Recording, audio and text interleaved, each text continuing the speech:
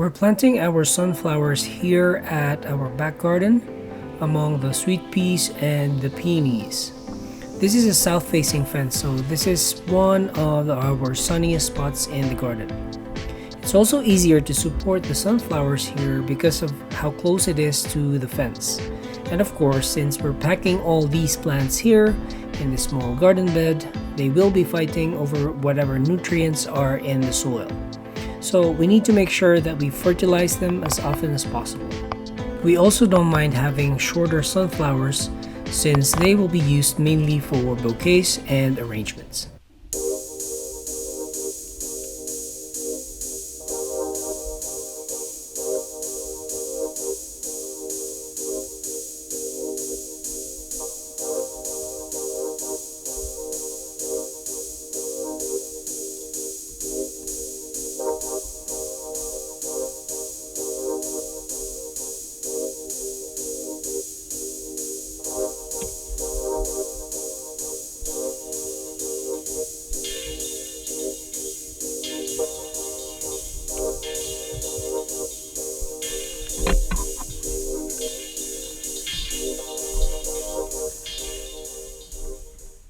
For the zinnias, we place them here at our sprout box in between the ranunculus. This is so that we will have zinnias blooming once the ranunculus are done by summer, since ranunculus are cold weather flowers.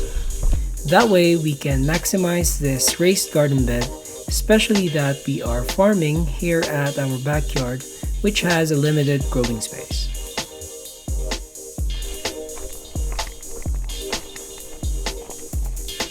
Now, before the sunflowers grow any taller, I placed a netting over the sunflower garden bed. This is because adding it later when the sunflowers have grown too tall will be much harder and the risk of damaging the plants are much higher. By the way, I'm wearing a mask here on this video because this was the same time as when we had the forest fires here in Alberta.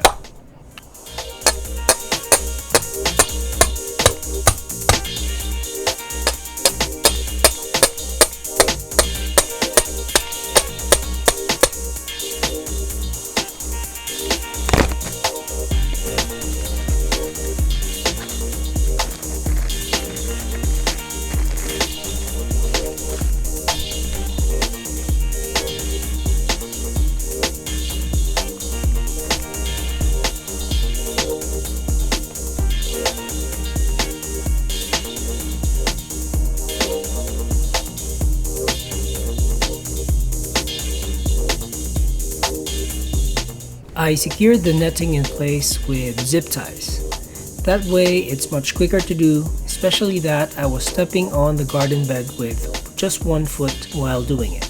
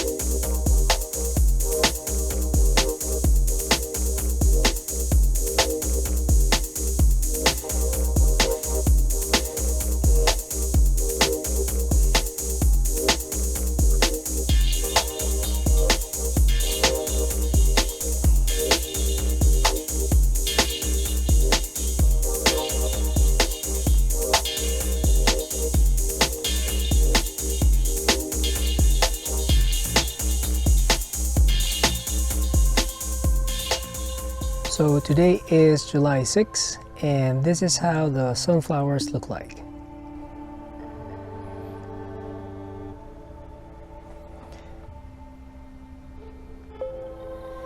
And you'll notice that we have a lot of other plants in here. We have the Ami, which is growing really tall.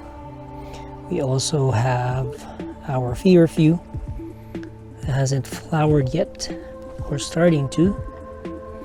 But the sunflowers are right there at the back. And I don't have any issues with having these filler plants growing in front of them, because sunflowers will be going up and reaching for sunlight. So that's a good thing, because now you'll have taller sunflowers, taller stems. And this one is flopping over. I think the leaves are too heavy for it. So now I can support that today. I'll be doing that today, but the rest are growing good sized heads, sunflower heads right there. And one of the biggest problems I have with sunflowers are the lygus insects.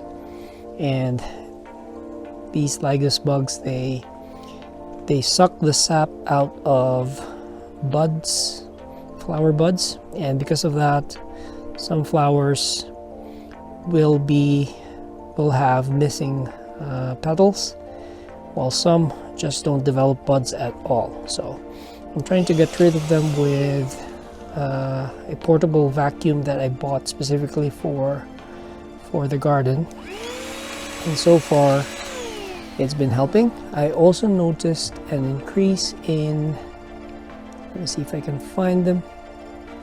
I think these are wasps, and these wasps, they are parasitic wasps, and these wasps are one of the natural predators for lygus.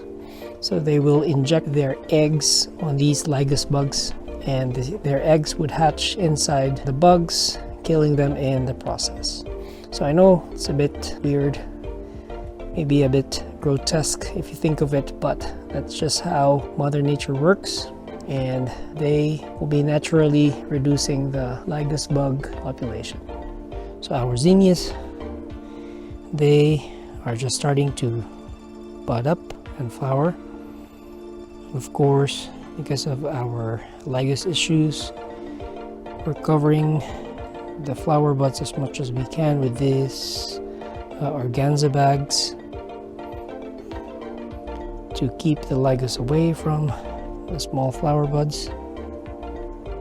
And also the weather hasn't been as hot as the zinnias wanted to. There are nights that the temperature would dip up to 5 degrees, and we know that zinnias are summer flowers, so they will react to that.